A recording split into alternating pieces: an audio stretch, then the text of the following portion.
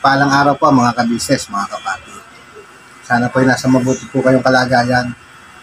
Today's vlog, reaction na po natin yung hindi sinasadyang makita nila Kuya ka-business sa kanya at ka-business si Kuya Bong na papunta sila sa bahay nila Kuya Bong para tingnan yung bahay.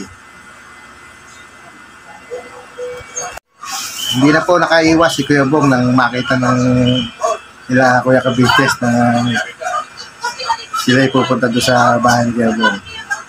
Hindi na po siya nakaiwas ng tago. Kita po sa itsura ng Kuya Bong na talagang napapabayaan na po niya ang sarili niya. Hindi niya masikaso. Gawa nga po ng ilang buwan na po siyang hindi umuwi sa ka-business family. Kada na lang po siya ay makikita ng mga kagwang ay lagi siyang nangangako na uuwi siya pero hindi niya po tinutupad. Din po ni Kuya ka-business na yung mannerism po ni Kuya Bong ay iba na po. Walang pinansin niya po yung mga yung nakikita niya sa mukha ni Kuya Bong na pangewe-mewe na naman, kabila-bila na naman. Kaya tinatanong ni Kuya business kung siya ay na naman ng nagbabawal na gamot. Pero panay naman po ang tanggi ni Kuya Bong. Hindi daw po, paano daw po makakano wala naman daw po pera. Kita-kita na po sa ni Kuya Bong na kung may pera pala tiyak na gagaan dito. Mapapansin niyo po sa katawan ni Kuya Bong talagang bumaksak po na maigi ang kanyang katawan. Dahil na rin po siguro sa araw-araw na pag-iinom ng alak. Siyempre, sigurado po, mayroon pong halong bang bisyo yan. Kaya po ganyan ang katawan niya. Kailan po kaya tayo makakasiguro na gagawin ni Kuya Bong yung umuwi sa ka-business family? Kasi po talaga pong lagi pong nangangako siya na siya ay uuwi pero hindi naman po niya tinutupad. Nakita niyo naman po ang pamamaraan ko sa business para po hindi lumayo si Kuya Bong sa ka-business family. Kasi kung iyaanin niyo po na pipilitin niyo po at po-persen niyo po si Kuya Bong, baka lalo pong lumayo si Kuya Bong sa ganong espeto na pamamaraan na iaanin niyo po siya yung parang po person yung sumama.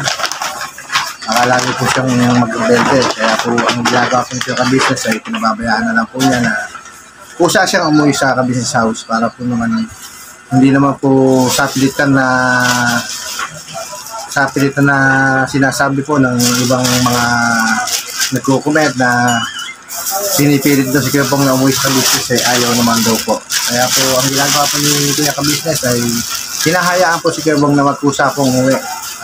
Para naman po wala pong masabi ang mga nanonood po at nagko-comment ng mga ganong bagay.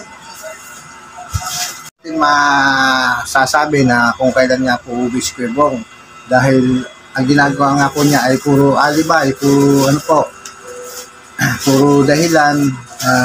Bago nangangako po siya na hindi naman niya po tinutupad. Hindi na po malaman ang ating Kuya ka-business kung anong nararapat. Pero sabi nga po niya ay meron po siyang nakausap na isang eksperto na nakakaalam sa sakit ni Kuya Bong para malunasan po ang ganyang bagay. Sinabi po sa kanyang vlog wala po si Kuya Bong at uunti-untiin niya po ang pamamaraan na to para matupad po ang mga gusto nating mangyari kay Kuya Bong na tuloy na po siyang mabago. Pero sa ngayon po ako sa gustong gawin ni Kuya ka-business na pamamaraan. Tingin ko po ay ganun talaga dapat ang gawin ni Kuya Bong. Yung kumbaga, bigyan siya ng laya na yung makainom ng kasi makainom ng isa-isang bote pero nasa ka-business house siya. Yung bang kasi po ang talagang hinahanap po ni Kuya Bong ay yung ganung bisyo. Hindi na po talaga mawawala sa kanya kasi alcoholic na po siya. Yung baga, sabi nga ni Kuya, kahayaan niya pong magkalakal si Kuya Bong. Bibigyan pa nga po ni Kuya ka-business ng bike na pangkalakal. Kumbaga pag sa umaga, pag gusto ni Kuya Bong na mga lakad, yung mga ngalakad po siya bago uuwi siya sa bahay ng Kabis family. Ganun po ang sistema na gagawin ng ating Kuya Kabisnes. Kung gusto po ni Kuya Bong uminom na sa isang linggo ay isang beses, eh, makakainom po si Kuya Bong. Yun po ang sinabi ni Kuya Kabisnes kay Kuya Bong para naman po ay yung bang loob ni Kuya Bong ay bumalik sa Kabisnes family para siya ay hindi na lumayo. Kasi po talaga pong kung pababayaan po natin siyang kung siya po ay pipigilan natin ng pipigilan sa kanyang bisyo, ay hindi po talaga tutuga ang ginagawa ng Kuya Kabisnes na mabago siya. Kasi po talaga po ang hinahanap na po ng katawan niya ang ganyang bisyo. Kaya tama po, inasa ngayon ako po ang gustong mangyari ng ating Kuya Kabisnes na ganung pamamaraan. Para hindi na si Kuya Bong nasa galaan, kumbaga makakainom siya kung gusto niya.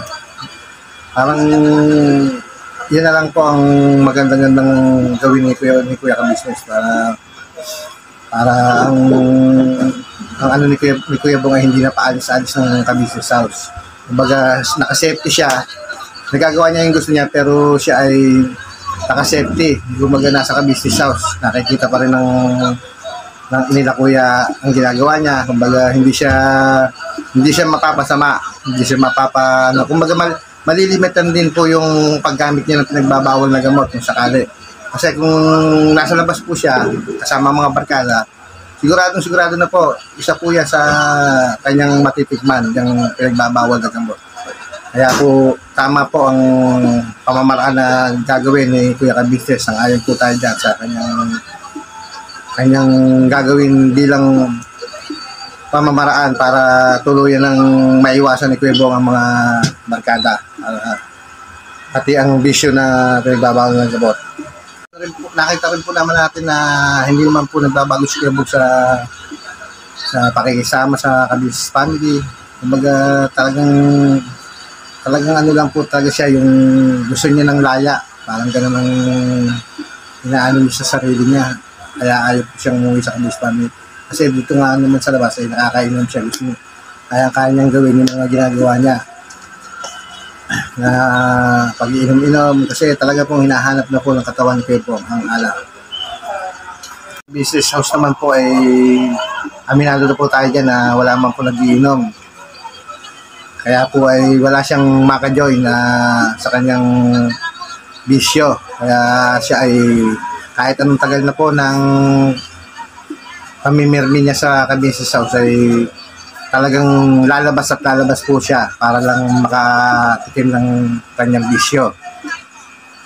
Pagdasal na lang po natin na umuwi na po si Kuya Bong at magawa na po ni Kuya Kabisnes yung binabalak niya na sa pamamaraan niya ay tuluyan ng gumaling si Kuya Bong at hindi na uli umalis ng Kabisnes house.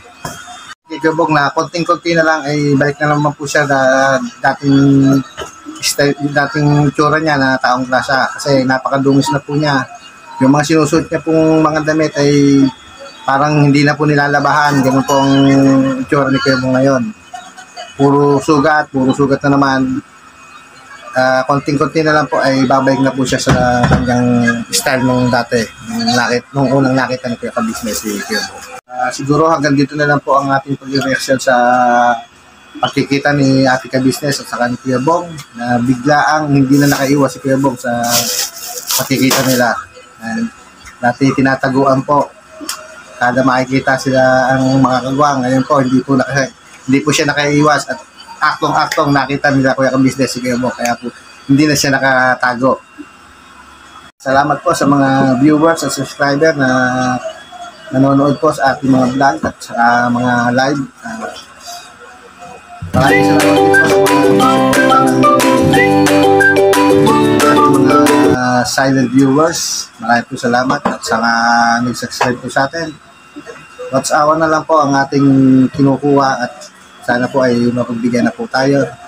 Maraming salamat din po kala Kuya Kabisnes, kala Ate Kabisnes, sa mga kagwang, kay Papa Dins, maraming po salamat. At sa mga kasama kong reactor, at saka kay Asher Anime, binabanat lang po tayo. Wala pong iwanan. Maraming salamat po sa mga nagtataga po sa aking mga video. God bless po. Sa susunod na vlog na lang po.